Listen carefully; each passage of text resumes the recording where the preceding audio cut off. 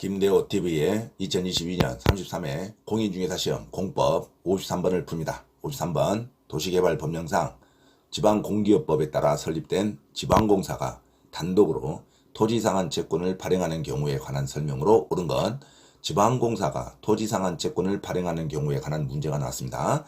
자, 핵심은 토지상한 채권 수용, 사용 방식에서만 발행할 수 있습니다. 자, 수용, 사용 방식, 환지 방식, 혼합 방식이 도시개발법령상 개발할 수 있는 방법 중에 하나입니다. 자, 도시개발법, 신도시 조성하는 근거법인 도시개발법에 하는 방법이 세 가지가 있는데, 첫째는 사용 수용 방식, 두 번째는 환지 방식, 세 번째는 혼합 방식입니다.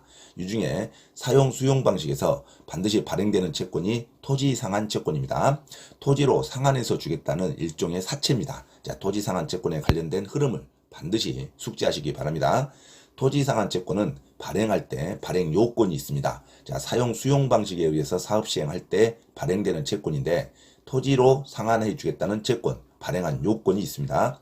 일단 시행사는 토지 소유자가 원하면 원래 돈을 주고 사야 되죠. 토지를 매입할 때 수용 사용 방식 현금을 주고 매입해야 됩니다. 하지만 시행사가 토지 소유자가 원하면 토지 등의 매수 대금의 일부를 지급하기 위하여 사업 시행으로 조성된 토지나 건축물로 상환하는 채권을 발행할 수 있습니다.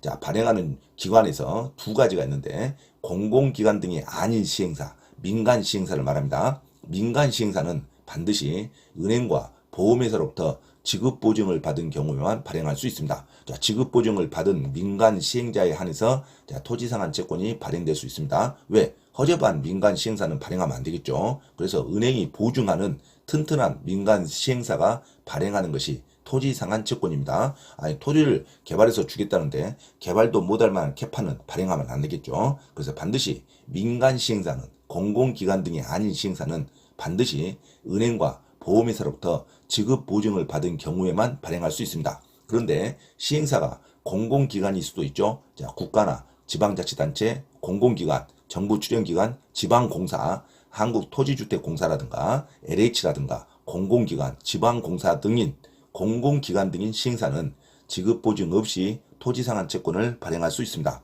자, 지급보증 없이 토지상한 채권을 발행할 수 있는 기관은 공공기관 등인 시행사고, 반드시 지급보증을 받은 경우만 발행할 수 있는 게 공공기관 등이 아닌 시행사입니다. 이거 반드시 구별해야죠. 그 다음에 발행 규모가 있습니다. 자, 마음대로 발행하면 안 되겠죠. 현금을 주고 사는 게 사용 수용 방식인데 채권을 너무 남발하면 안 됩니다. 그래서 발행 규모가 있는데, 조성되는 분양 토지 또는 분양 건축물 면적의 2분의 1을 초과해서는 안 됩니다. 그래서 발행 규모 반드시 외우셔야죠. 조성되는 분양 토지 또는 분양 건축물 면적의 2분의 1을 초과하지 아니하여야 합니다. 절반을 넘으면 안 되죠. 2분의 1 안에까지만 발행할 수 있습니다. 2분의 1을 초과해서는 안 됩니다. 발행 절차는 지정권자가 아닌 시행자는 토지상한 채권의 발행 계획을 작성해서 미리 지정권자의 승인을 받아야겠죠. 자, 발행 계획에는 토지 가격의 추산 방법도 반드시 포함되어야 됩니다. 토지 가격의 추산 방법도 토지상한 채권의 발행 계획에 반드시 포함되어야 합니다. 자, 발행의 조건에는 토지상한 채권은 김영식 증권을 합니다. 그래서 토지 소유자에게 발행하기 때문에 일반인들한테는 판매하지 않죠. 반드시 김영식 증권으로 토지를 수용당할 그 토지 원주민에게만 발행하는 겁니다. 현금을 주는 대신 나중에 토지로 주겠다고 발행하는 채권이 토지상한 채권이기 때문에 일반인들에게는 판매하지 않습니다. 반드시 김영식 증권으로 한다. 상환 기간은 없습니다. 토지공사가 끝날 때 토지로 상환하면 되겠죠. 자, 이율은 일정한 이율을 붙여야겠죠. 예금금리, 부동산 수급사항을 고려해서 발행자가 정합니다. 기획재정부 장관이 정하는 게 아니에요. 발행자가 정합니다. 토지상한 채권의 취득자는, 이게 토지상한 채권은 지명자가 사는데 김영식 증권으로 발행을 하는데, 이 토지상한 채권을 가지고 있는 원주민은 이 토지상한 채권을 다른 사람에게 양도도 할 수 있고 담보도 제공할 수 있고 질권 등의 목적으로도 할 수 있습니다. 즉, 토지상한 채권은 이전이 가능합니다. 자, 토지상한 채권은 양도, 담보, 질권 등의 목적으로 할 수 있습니다. 이게 금지행위가 아니에요. 이것은 거래질서를 물랑케 하는 딱지가 아닙니다. 일종의 자기 재산입니다. 그래서 토지상한 채권은 양도도 할 수 있고 담보도 할 수 있고 질권 등의 목적으로도 할 수가 있습니다. 이전이 가능하죠. 자, 성명과 주소를 토지상한 채권 원부에 기재해 줄 것을 요청할 수 있습니다. 이제 명의 개서가 가능하다는 말입니다. 그래서 반드시 토지상한 채권이 명의가 바꿔지면 성명과 주소가 채권에 기재되어야 취득자는 발행자 제3자에게 대항할 수 있습니다. 성명 주소가 채권에 기재되지 않으면 취득자는 발행자 제3자에게 대항하지 못합니다. 반드시 명의 개서가 이루어지는 이전이 가능하다는 거 반드시 숙지하시기 바랍니다. 자, 그러면 53번 문제 들어갑니다. 도시개발법령상 지방공기업법에 따라 설립된 지방공사가, 지방공사면 행정기관입니다. 행정기관이 시행사가 됐습니다. 그러면 지급보증을 발행하지 않고도 바로 토지상한 채권을 발행할 수 있습니다.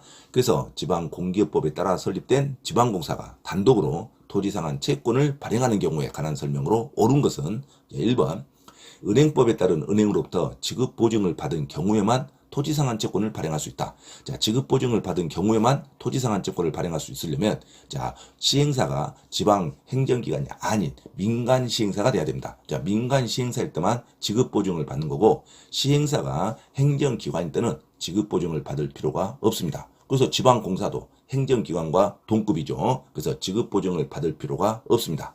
자, 지급보증을 받을 경우에만 토지상한 채권을 발행할 수 있다는 것은 민간 행정 시행사일 때, 민간 시행사일 때만 지급보증을 받는 거고, 지방공사, 공공기관, 지자체일 때는 시행사가 행정기관일 때는 지급보증이 없이도 토지상한 채권을 발행할 수 있습니다. 그래서 1번 틀렸죠. 지방공사가 시행사이니까 지급보증이 없이도 토지상한 채권을 발행할 수 있습니다.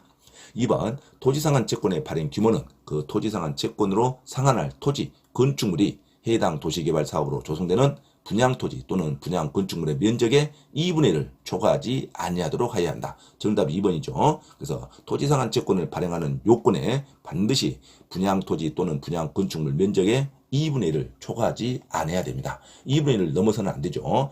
돈을 주고 사는 게 원칙인데 채권을 상환할 때는 남발하면 안 됩니다. 그래서 반드시 면적의 2분의 1을 초과하지 않아야 됩니다. 정답은 2번으로 기억하시기 바랍니다. 3번 토지상한 채권은 함부로 이전할 수 없다가 아니라 이전할 수 있습니다. 토지상한 채권은 자기 재산이기 때문에 양도, 담보 설정, 그 다음에 질권 설정도 자유롭게 할 수 있습니다. 토지상한 채권은 이전할 수 있다로 해야 됩니다. 틀렸죠? 4번 토지 가격의 추산 방법은 토지상한 채권의 발행 계획에 반드시 포함돼야 됩니다. 포함되지 않는다. 틀렸죠? 자, 토지 가격의 추산 방법에는 토지상한 채권의 발행 계획에 반드시 포함되어야 합니다. 4번도 틀렸습니다. 5번 토지 등의 매수대금 일부의 지급을 위하여 토지상한 채권을 발행할 수 없다가 아니라 토지 등의 매수대금 일부를 지급하기 위해서 토지상한 채권을 발행할 수 있습니다. 토지 소유자가 동의하면 토지 등의 매수대금 일부를 위해서도 토지상한 채권을 발행할 수 있습니다. 전부를 위해서 토지상한 채권도 발행할 수 있고 매수대금 일부의 지급을 위해서 토지상한 채권도 발행할 수 있습니다. 자, 5번도 틀렸죠. 그래서 53번의 정답은 2번. 자, 지방공사가 됐든 또는 민간이 됐든 토지상한 채권을 발행할 때는 분양토지, 분양건축물 면적의 2분의 1을 초과하지 않아야 됩니다. 자, 2분의 1을 초과하지 않는 범위 내에서 토지상한 채권을 발행하고 지방공사라든가 행정기관이 시행사할 때는 지급보증을 받을 필요 없이 토지상한 채권을 발행할 수 있습니다. 자, 민간일 때만 행정기관이 아닌 시행사일 때만 지급보증을 받는 겁니다. 그리고 토지상한 채권은 자유롭게 양도, 담보 설정, 질권, 이전할 수 있습니다. 토지가격 추산 방법도 반드시 토지상한 채권의 발행 계획에 포함되어야 됩니다. 그 다음에 토지 매수대금 전부를 위하든 일부의 지급을 위하든 토지상한 채권을 발행할 수 있습니다. 반드시 53번 자주 읽어보면서 토지상한 채권의 특징을 정확하게 숙지하시기 바랍니다. 53번 정답 2번으로 분양 면적, 건축물의 면적의 2분의 1을 초과하지 않는 한도 내에서 토지상한 채권을 발행할 수 있다. 정답 2번으로 기억하시기 바랍니다. 참고로 김대호 TV 부동산 경매 시사 강의에서 공지사항을 알려드립니다. 첫째, 공인중개사 시험 전과목 핵심 이론과 예상 적중 문제풀이를 수강하고자 하는 분은 개인 또는 그룹으로 특별 과외 신청을 할 수 있으며 공인중개사 고시학원에서의 특강 수업 신청도 가능하니 문의하시기 바랍니다. 둘째, 경기도 용인시 신분당선 수지구청역 인근 용인직업전문교육원에서 경매 실무 및 권리분석 강의와 강제집행법 실무 강의를 진행하고 있으니 부동산에 관한 제반 법률을 수강하고자 하는 분은 용인직업전문교육원에 문의하시기 바랍니다. 셋째, 서울 송파구 9호선 석촌역 인근 송파 CS 평생교육원에서 주 3회 공인중개사 자격시험 전과목 이론과 문제풀이 강의 진행을 예정하고 있으니 공인중개사 자격증 취득에 관심이 있으신 분은 송파 CS 평생교육원에 문의하기 바랍니다. 넷째, 공인중개사 자격 취득에 관심이 있는 분은 전과목 핵심 이론 교재와 핵심 문제풀이 교재를 구입하면 반드시 시험에 합격할 수 있습니다. 전과목 핵심 이론 교재 구입과 문제풀이 교재 구입을 원하는 분은 김대호 원장에게 문자로 주문 신청하면 주소지로 배송해 드립니다. 이상 부동산 고시연구원 김대호 TV 김대호 원장입니다. 감사합니다.